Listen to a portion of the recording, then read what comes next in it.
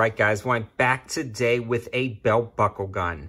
And yes, this is a real functioning gun. And yes, this is a real functioning belt buckle. This is a North American Arms 22 long rifle revolver. This is a pretty slick standard 22 long rifle version, and that's what this particular belt buckle is designed for. They also make one for the 22 mag, so you won't want to get those confused when you're looking at the listing. And the belt buckle itself, as well as the belt I selected, is available on Amazon. I'll leave links to all of this in the description below, except for the firearm. Because of YouTube's policies, I can't do that. Now, the belt and belt buckle are pretty slick if you already have the gun. Now, I believe North American Arms sells this as a package. I'm not quite sure who has it in stock, but if you already have one of the NAAs lying around like me and you were looking for an interesting way to carry it, this is pretty darn slick and, dare I say, almost pretty darn practical. Now, the belt buckle itself, I'll show you guys real quick, operates with this pin. You'll remove the pin, and then you'll rock the gun out of the belt buckle, and right here you'll see a magnet. Now, I'm going to be sweeping myself with this gun. I've triple checked 100 times that it's clear, but I will show you guys for the camera that the firearm is clear. I'm going to try not to sweep myself a ton with this gun, but by the nature of the gun, when you're inserting the cylinder, you actually have to put your hand in front of the gun. And when you're installing the gun in the belt buckle, you actually have to put your hand in front of the gun, which breaks safety protocols. That may be a deal breaker for some of you guys, the fact that, you know, this is going to be sweeping you in a wide variety of ways. But a lot of in-the-waistband holsters, eventually that barrel is going to point somewhere at your body. So observing all of the other safety rules, like making sure your finger is away from the trigger and nothing is going to get in the trigger guard, are definitely taken seriously. Now, this gun is nice because it has a safety notch in between the firing parts of the cylinders where the hammer rides inside. So once the hammer's down in the safety notch, even if the gun is loaded, you can pull the trigger and it can't fire because this is a single action only firearm, and in fact, very safe to be carried in a belt buckle, in my humble opinion. So the belt buckle itself sells for about $50 to $60. I paid about $55 for mine with free prime shipping, and it does have that indicator right there that the hammer must be in the safety notch. So it's an all-metal belt buckle. It's a very minimalist design, and it's supposed to fit 1.5-inch belts. This one was actually fairly snug around this 1.5-inch belt, and then when you loop it after you cut it, it does not go through here, but I'm going to run it behind.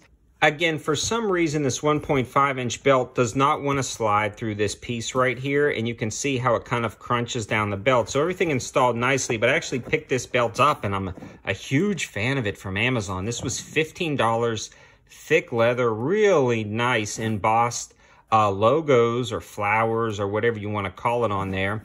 And then the belt buckle itself just clips into any one of those belts you can buy on Amazon or maybe you have in your collection. So it just clips in right there with this ring. And then this tab goes right into your belt to secure it into place. So that's pretty slick. It's actually really comfortable when you put it on, and the ease of installation was super simple. One big problem though, and I'll try to show you guys right here, is I had to Dremel this part down. So I had two NAA micro revolvers, and I read about this online. Some people say the revolvers drop in, no issues whatsoever, and a ton of people are saying they don't fit at all. Both of mine did not fit out of the box, but I'm still giving this a positive review because with a quick Dremel, it fits, and it fits perfectly.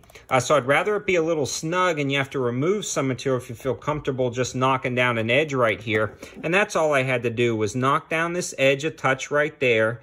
And then that allows the gun to sit forward a little bit more. The pin still locks in and it still prevents the barrel from tipping up.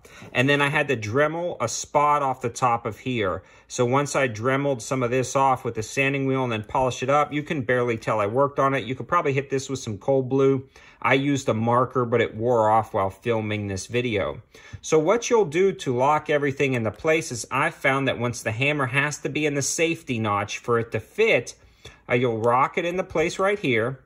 The magnet will catch it. These tabs will prevent the gun from going up and down.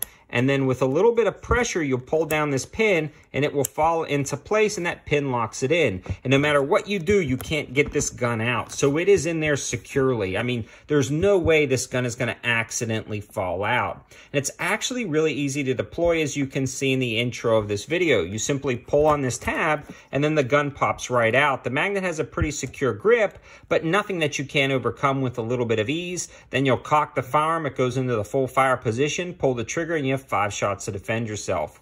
Now, when I say practicality, it's really easy to get to. It's really easy to operate. It's really easy to move this pin. I mean, this works out really well. It's also incredibly comfortable.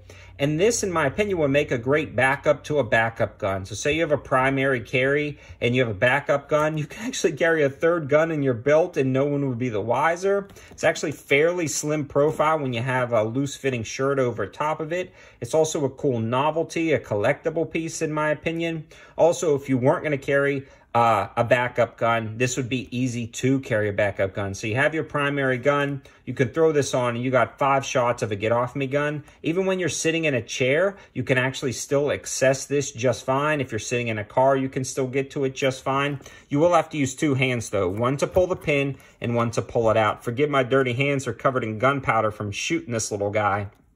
But overall, it works really well. The NAA revolvers are always really reliable. They work every time you pull the trigger. And with this setup, I feel like it's an interesting, unique piece that you can get for a reasonable price, especially if you already have one of these in the standard 22 long rifle or 22 mag line around. This would be a great way to carry it.